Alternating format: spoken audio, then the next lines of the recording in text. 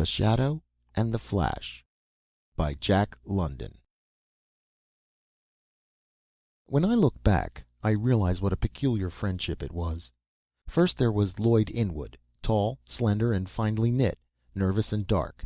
And then Paul Ticklorne, tall, slender, and finely knit, nervous and blonde. Each was the replica of the other in everything except color. Lloyd's eyes were black, Paul's were blue. Under stress of excitement, the blood coursed olive in the face of Lloyd, crimson in the face of Paul. But outside this matter of coloring, they were as like as two peas. Both were high-strung, prone to excessive tension and endurance, and they lived at concert pitch.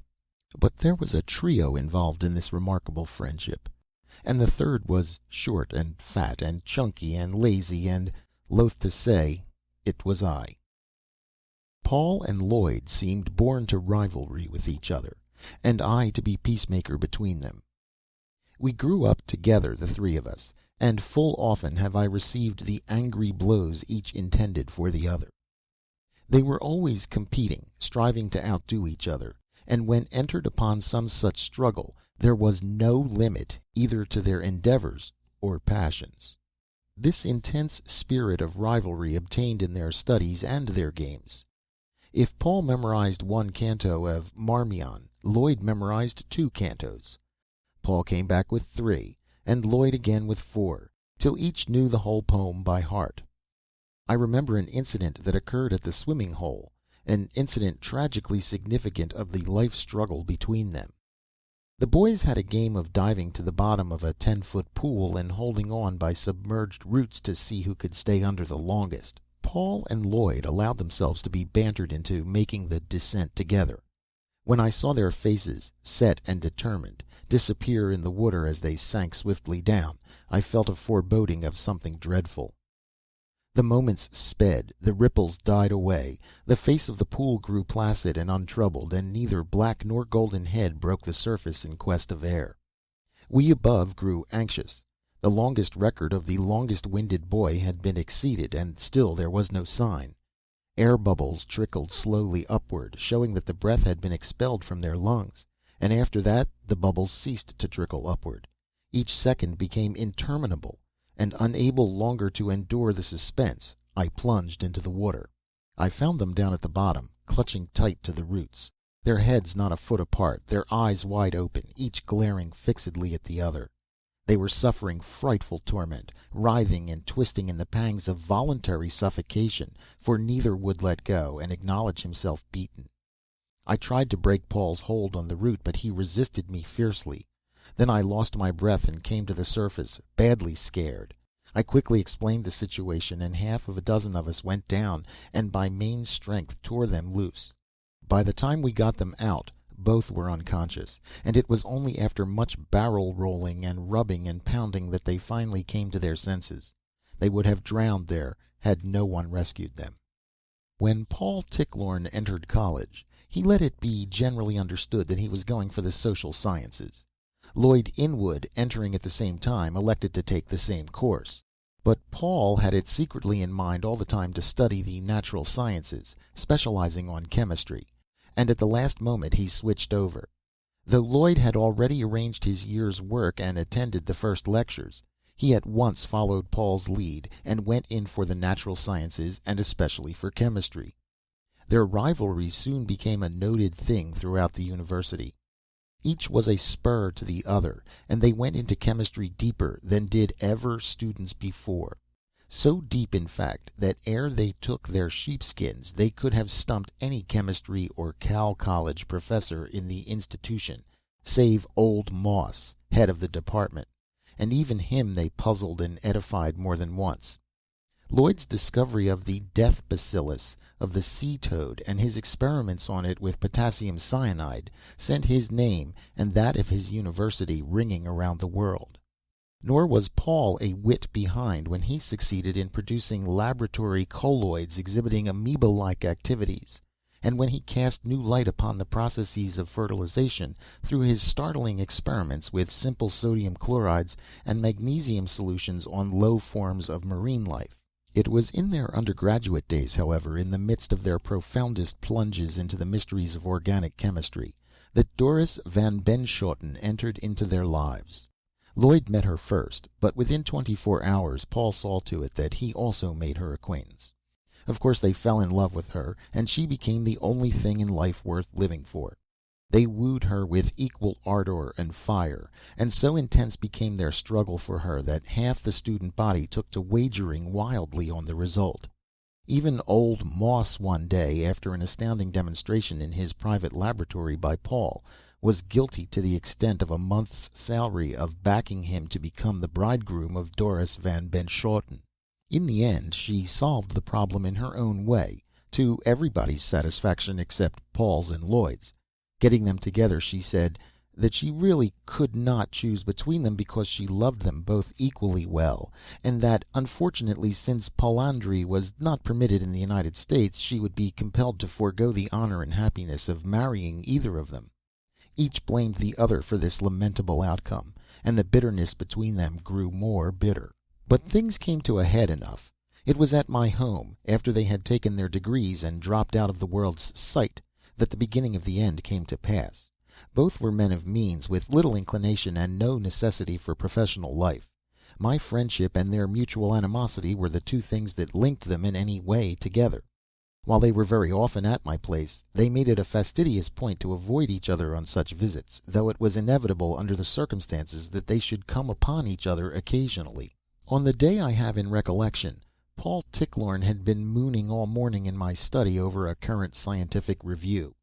This left me free to my own affairs, and I was out among my roses when Lloyd Inwood arrived, clipping and pruning and tacking the climbers on the porch, with my mouth full of nails, and Lloyd following me about and lending a hand now and then. We fell to discussing the mythical race of invisible people, that strange and vagrant people the traditions of which have come down to us. Lloyd warmed to the talk in his nervous, jerky fashion, and was soon interrogating the physical properties and possibilities of invisibility. A perfectly black object, he contended, would elude and defy the acutest vision. Color is a sensation, he was saying. It has no objective reality. Without light we can see neither colors nor objects themselves. All objects are black in the dark, and in the dark it is impossible to see them. If no light strikes upon them, then no light is flung back from them to the eye, and so we have no vision evidence of their being. But we see black objects in daylight, I objected.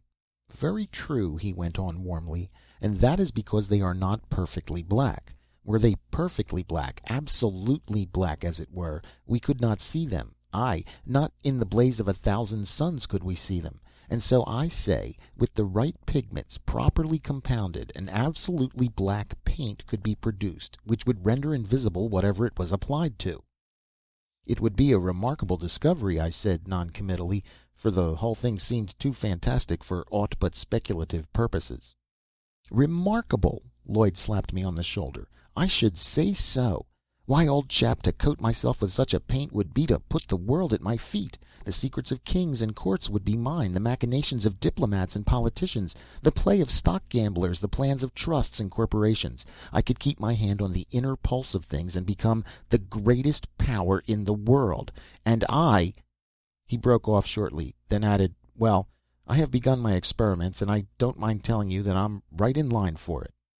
A laugh from the doorway startled us. Paul Tichlorn was standing there, a smile of mockery on his lips. You forgot, my dear Lloyd, he said. Forgot what? You forgot, Paul went on. You forgot the shadow. I saw Lloyd's face drop, but he answered sneeringly. I can carry a sunshade, you know. Then he turned suddenly and fiercely upon him. Look here, Paul, you'll keep out of this if you know what's good for you. A rupture seemed imminent, but Paul laughed good-naturedly. I wouldn't lay fingers on your dirty pigments. Succeed beyond your most sanguine expectations, yet you will always fetch up against the shadow. You can't get away from it. Now I shall go on the very opposite tack.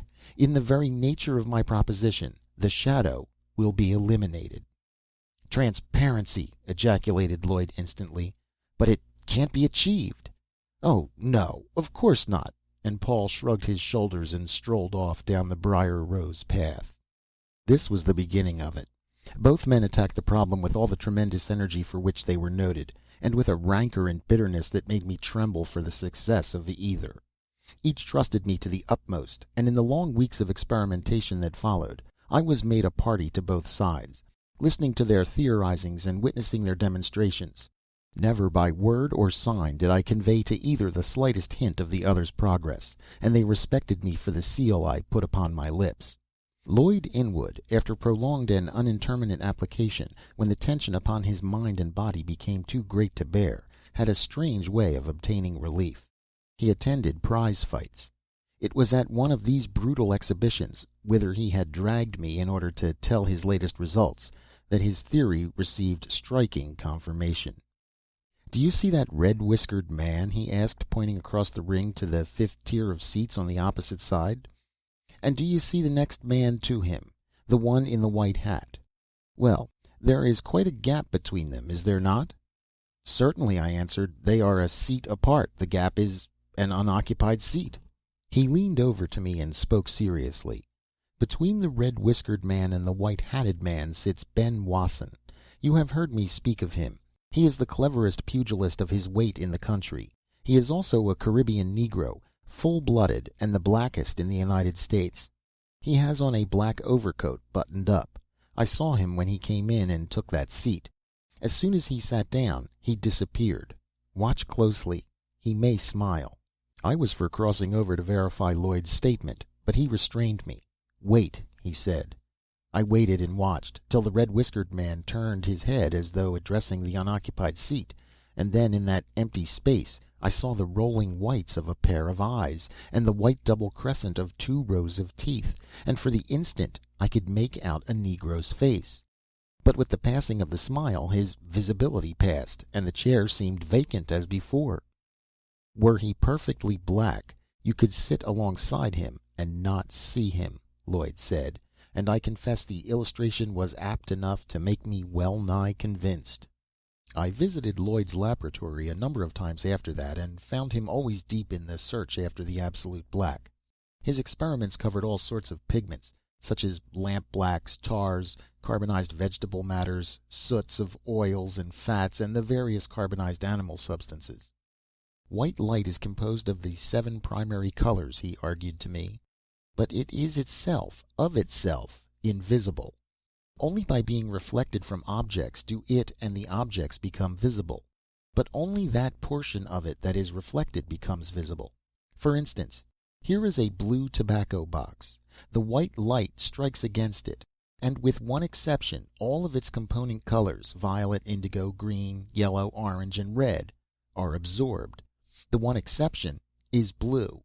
It is not absorbed, but reflected, wherefore the tobacco box gives us a sensation of blueness.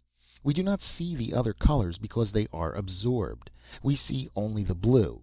For the same reason grass is green. The green waves of light are thrown upon our eyes. When we paint our houses, we do not apply color to them," he said at another time. "What we do is to apply certain substances that have the property of absorbing from white light all the colors except those that we would have our houses appear. When a substance reflects all the colors to the eye, it seems to us white. When it absorbs all the colors, it is black. But as I said before, we have as yet no perfect black. All the colors are not absorbed. The perfect black, guarding against high lights, will be utterly and absolutely invisible. Look at that, for example." He pointed to the palette lying on his work table. Different shades of black pigments were brushed on it.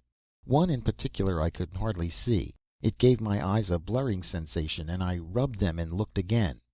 "That," he said impressively, "is the blackest black you or any mortal man ever looked upon.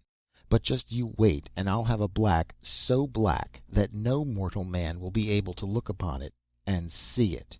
On the other hand, I used to find Paul Tichlorn plunged as deeply into the study of light polarization, diffraction, and interference, single and double refraction, and all manner of strange organic compounds. "Transparency, a state or quality of body which permits all rays of light to pass through it," he defined for me. "That is what I am seeking. Lloyd blunders up against the shadow with his perfect opaqueness, but I escape it. A transparent body casts no shadow.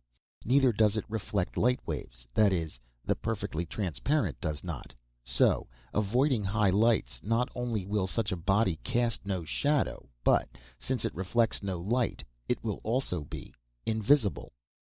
We were standing by the window at another time. Paul was engaged in polishing a number of lenses which were ranged along the sill. Suddenly, after a pause in the conversation, he said, "Oh, I've dropped the lens.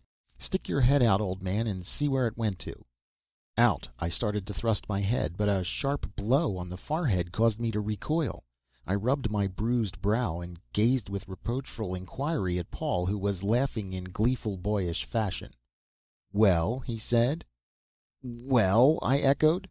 "Why don't you investigate?" he demanded, and investigate I did.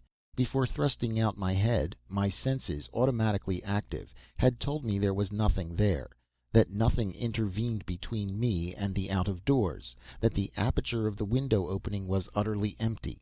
I stretched forth my hand and felt a hard object, smooth and cool and flat, which my touch, out of its experience, told me to be glass. I looked again, but could see positively nothing. "White quartzose sand," Paul rattled off. "Sodic carbonate, slacked lime, cullet, manganese peroxide. There you have it. The finest French plate glass made by the great St. Gobain Company, who made the finest plate glass in the world. And this is the finest piece they ever made. It cost a king's ransom, but look at it. You can't see it. You don't know it's there till you run your head against it. Old boy, that's merely an object lesson. Certain elements in themselves opaque, yet so compounded as to give a resultant body which is transparent. But that is a matter of inorganic chemistry, you say. Very true. But I dare to assert, standing here on my 2 feet, that in the organic I can duplicate whatever occurs in the inorganic. Here." He held a test tube between me and the light, and I noted the cloudy or muddy liquid it contained. He emptied the contents of another test tube into it, and almost instantly it became clear and sparkling. Or here, with quick nervous movements among his array of test tubes, he turned a white solution to a wine color, and a light yellow solution to a dark brown. He dropped a piece of litmus paper into an acid, when it changed instantly to red, and on floating it in an alkali, it turned as quickly to blue. "The litmus paper is still the litmus paper," he enunciated in the formal manner of the lecturer. "I have not changed it into something else. Then what did I do? I merely changed the arrangement of its molecules. Where, at first, it absorbed all colors from the light but red, its molecular structure was so changed that it absorbed all red and all colors except blue. And so it goes ad infinitum. Now what I propose to do is this." He paused for a space. "I propose to seek, and to find, the proper reagents which, acting upon the living organism, will bring about molecular changes analogous to those you have just witnessed. But these reagents, which I shall find, and, for that matter, upon which I already have my hands, will not turn the living body blue or red or black, but they will turn it to transparency. All light will pass through it. It will be invisible. It will cast no shadow." A few weeks later I went hunting with Paul. He had been promising me for some time that I should have the pleasure of shooting over a wonderful dog, the most wonderful dog, in fact, that ever man shot over. So he averred, and continued to aver till my curiosity was aroused. But on the morning in question I was disappointed, for there was no dog in evidence. "Don't see him about," Paul remarked unconcernedly, and we set off across the fields. I could not imagine at the time what was ailing me, but I had a feeling of some impending and deadly illness. My nerves were all awry, and, from the astounding tricks they played me, my senses seemed to have run riot. Strange sounds disturbed me. At times I heard the swish, swish of grass being shoved aside, and once the patter of feet across a patch of stony ground. "Did you hear anything, Paul?" I asked once. But he shook his head and thrust his feet steadily forward. While climbing a fence I heard the low, eager whine of a dog, apparently from within a couple feet of me. But on looking about me I saw nothing. I dropped to the ground, limp and trembling. "Paul," I said, "we had better return to the house. I am afraid I am going to be sick." "Nonsense, old man," he answered. "The sunshine has gone to your head like wine. You'll be all right. It's famous weather. But passing along a narrow path through a clump of cottonwoods, some object brushed against my legs, and I stumbled and nearly fell. I looked with sudden anxiety at Paul. "What's the matter?" he asked. "Tripping over your own feet?" I kept my tongue between my teeth and plodded on, though sore perplexed and thoroughly satisfied that some acute and mysterious malady had attacked my nerves. So far my eyes had escaped, but when we got to the open fields again, even my vision went back on me. Strange flashes of vari-colored rainbow light began to appear and disappear on the path before me. Still, I managed to keep myself in hand till the vari-colored lights persisted for a space of fully 20 seconds, dancing and flashing in continuous play. Then I sat down, weak and shaky. "It's all up with me," I gasped, covering my eyes with my hands. "It has attacked my eyes, Paul. Take me home." But Paul laughed long and loud. "What did I tell you? The most wonderful dog, eh? Well, what do you think?" He turned partly from me and began to whistle. I heard the patter of feet, the panting of a heated animal, and the unmistakable yelp of a dog. Then Paul stooped down and apparently fondled the empty air. "Here, give me your fist." And he rubbed my hand over the cold nose and jowls of a dog. A dog it certainly was, with the shape and the smooth short coat of a pointer. Suffice to say, I speedily recovered my spirits and control. Paul put a collar about the animal's neck and tied his handkerchief to its tail, and then was vouchsafed us the remarkable sight of an empty collar and a waving handkerchief cavorting over the fields. It was something to see that collar and handkerchief pin a bevy of quail in a clump of locusts, and remain rigid and immovable till we had flushed the birds. Now and again the dog emitted the vari-colored light flashes I have mentioned. The one thing, Paul explained, which he had not anticipated, and which he doubted could be overcome. "They're a large family," he said, "these sun dogs, wind dogs, rainbows, halos, parhelia. They are produced by refraction of light from minerals and ice crystals, from mist, rain, spray, and no end of things, and I am afraid they are the penalty I must pay for transparency. I escaped Lloyd's shadow, only to fetch up against the rainbow flash. A couple of days later, before the entrance to Paul's laboratory, I encountered a terrible stench. So overpowering was it that it was easy to discover the source. A mass of putrescent matter on the doorstep, which in general outlines resembled a dog. Paul was startled when he investigated my find. It was his invisible dog, or rather, what had been his invisible dog, for it was now plainly visible. It had been playing about but a few minutes before in all health and strength. Closer examination revealed that the skull had been crushed by some heavy blow. While it was strange that the animal should have been killed, the inexplicable thing was that it should so quickly decay. The reagents I inject into its system were harmless, Paul explained, yet they were powerful, and it appears that when death comes they force practically instantaneous disintegration. Remarkable, most remarkable. Well, the only thing is not to die. They do not harm so long as one lives. But I do wonder who smashed in that dog's head. Light, however, was thrown upon this when a frightened housemaid brought the news that Gaffer Bedshaw had that very morning, not more than an hour back, gone violently insane, and was strapped down at home in the huntsman's lodge, where he raved of a battle with a ferocious and gigantic beast that he had encountered in the Ticklorn pasture. He claimed that the thing, whatever it was invisible, that with his own eyes he had seen that it was invisible, wherefore his tearful wife and daughters shook their heads, and wherefore he but waxed the more violently, and the gardener and the coachman tightened the straps by another hole.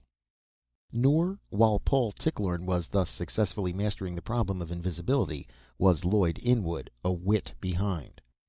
I went over in answer to a message of his to come and see how he was getting on. Now his laboratory occupied an isolated situation in the midst of his vast grounds. It was built in a pleasant little glade, surrounded on all sides by a dense forest growth, and was to be gained by way of a winding and erratic path. But I have traveled that path so often as to know every foot of it, and conceive my surprise when I came upon the glade and found no laboratory.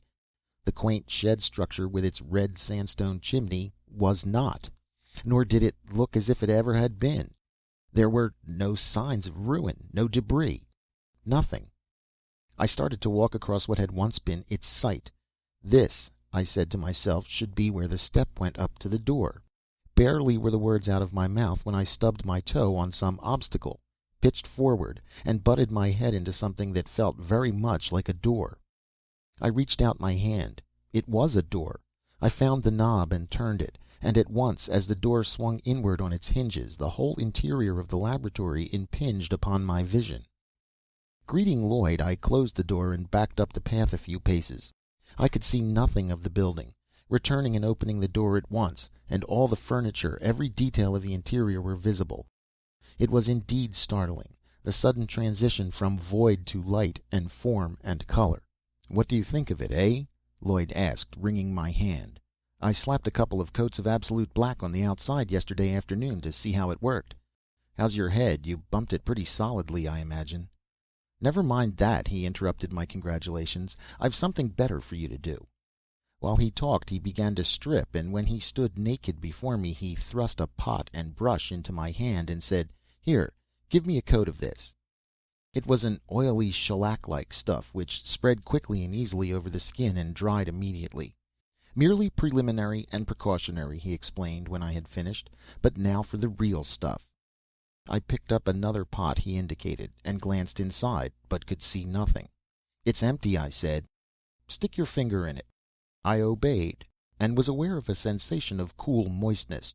On withdrawing my hand I glanced at the forefinger, the one I had immersed, but it had disappeared.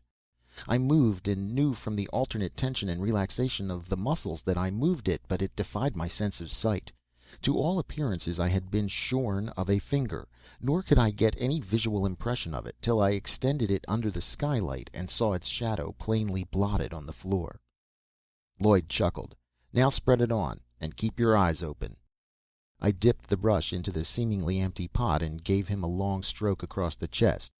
With the passage of the brush the living flesh disappeared from beneath. I covered his right leg, and he was a one-legged man defying all laws of gravitation. And so, stroke by stroke, member by member, I painted Lloyd Inwood into nothingness. It was a creepy experience, and I was glad when naught remained in sight but his burning black eyes, poised apparently unsupported in mid-air. "I have a refined and harmless solution for them," he said. "A fine spray with an air brush, and presto, I am not." This deftly accomplished, he said, "Now I shall move about, and do you tell me what sensations you experience." "In the first place, I cannot see you," I said, and I could hear his gleeful laugh from the midst of the emptiness. "Of course," I continued, "you cannot escape your shadow, but that was to be expected. When you pass between my eye and an object, the object disappears, but so unusual and incomprehensible is its disappearance that it seems to me as though my eyes had blurred. When you move rapidly I experience a bewildering succession of blurs. The blurring sensation makes my eyes ache and my brain tired." "Have you any other warnings of my presence?" he asked. "No and yes," I answered. "When you are near me I have feelings similar to those produced by dank warehouses, gloomy crypts, and deep mines. And as sailors feel the loom of the land on dark nights, so I think I feel the loom of your body. But it is all very vague and intangible." Long we talked at last morning in his laboratory, and when I turned to go he put his unseen hand in mine with nervous grip and said, "Now I shall conquer the world." And I could not dare to tell him of Paul Tichlorn's equal success. At home I found a note from Paul asking me to come up immediately, and it was high noon when I came spinning up the driveway on my wheel.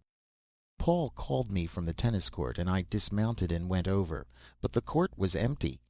As I stood there, gaping open-mouthed, a tennis ball struck me on the arm, and as I turned about another whizzed past my ear. For aught I could see of my assailant, they came whirring at me from out of space, and right well I was peppered with them. But when the balls already flung at me began to come back for a second time, I realized the situation. Seizing a racket and keeping my eyes open, I quickly saw a rainbow flash appearing and disappearing and darting over the ground. I took out after it, and when I laid the racket upon it for half a dozen stout blows, Paul's voice rang out. "Enough! Enough! Oh, ouch! Stop! You're landing on my naked skin, you know. Ow! Ow! I'll be good! I'll be good!" "I only wanted you to see my metamorphosis," he said ruefully, and I imagined he was rubbing his hurts. A few minutes later we were playing tennis, a handicap on my part, for I could have no knowledge of his position save when all the angles between himself and the sun and me were in proper conjunction. Then he flashed, and only then. But the flashes were more brilliant than the rainbow. Purest blue, most delicate violet, brightest yellow, and all the intermediary shades, with the scintillant brilliancy of the diamond, dazzling, blinding, iridescent. But in the midst of our play I felt a sudden cold chill, reminding me of deep mines and gloomy crypts, such a chill as I had experienced that very morning. The next moment, close to the net, I saw a ball rebound in midair in empty space, and at the same instant, a score of feet away, Paul Tichlorne emitted a rainbow flash.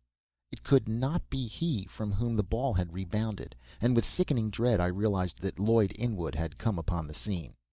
To make sure I looked for his shadow, and there it was, a shapeless blotch the girth of his body, the sun was overhead, moving along the ground. I remembered his threat, and felt sure that all the long years of rivalry were about to culminate in uncanny battle. I cried a warning to Paul, and heard a snarl as of a wild beast, and an answering snarl. I saw the dark blotch move swiftly across the court, and a brilliant burst of vari-colored light moving with equal swiftness to meet it. And then shadow and flash came together, and there was the sound of unseen blows. The net went down before my frightened eyes. I sprang towards the fighters, crying, "For God's sake!" But their locked bodies smote against my knees, and I was overthrown. "You keep out of this, old man," I heard the voice of Lloyd Inwood from out of the emptiness, and then Paul's voice crying, "Yes, we've had enough of peacemaking." From the sound of their voices I knew they had separated. I could not locate Paul, and so approached the shadow that represented Lloyd. But from the other side came a stunning blow on the point of my jaw, and I heard Paul scream angrily, "Now will you keep away?" Then they came together again, the impact of their blows, their groans and gasps, and the swift flashings and shadow movings telling plainly of the deadliness of their struggle. I shouted for help, and Gaffer Bedshaw came running onto the court. I could see as he approached that he was looking at me strangely, but he collided with the combatants and was hurled headlong to the ground.